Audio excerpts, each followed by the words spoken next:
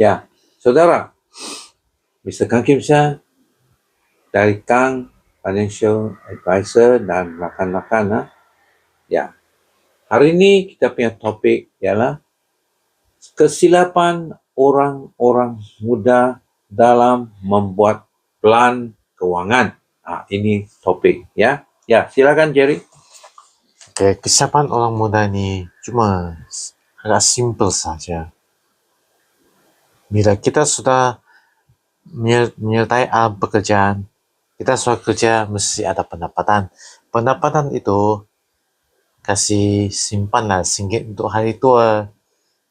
Simpanlah sikit untuk kecemasan. Gaya hidup tuh kau-kau lah. Kontrol-kontrol lah. Penggunaan kredit card harus dikawal juga. Jangan terlalu guna.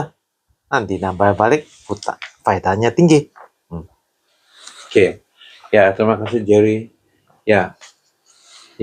Membeli kereta jangan melebihi kemampuan lah. Ya.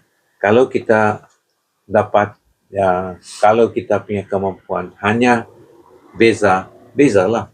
Janganlah sampai yang lain-lain ya.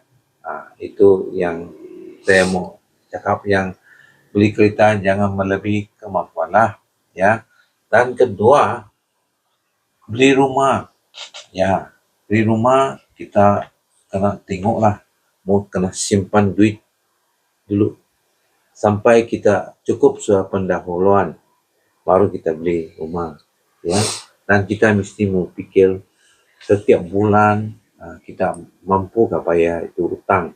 So bila kita selesai kontrak 30 tahun, bila kita turun kita punya tanda tangan 30 tahun, mampukah kita buat pembayaran dalam 30 tahun. Jadi ini kena fikirlah ya. Dan last ialah berkahwin. Kadang-kadang kita kahwin yang kahwin mahal-mahal. Ya, sekarang punya kahwin paling bagus Pak. Pergi itu registration department sana, register dia. Sana dia kasih majlis. Okey juga bahkan. Itulah, jangan kahwin yang mahal-mahal lah. Jadi sampai sinilah. Silalah subscribe dan sokong dan share. Terima kasih.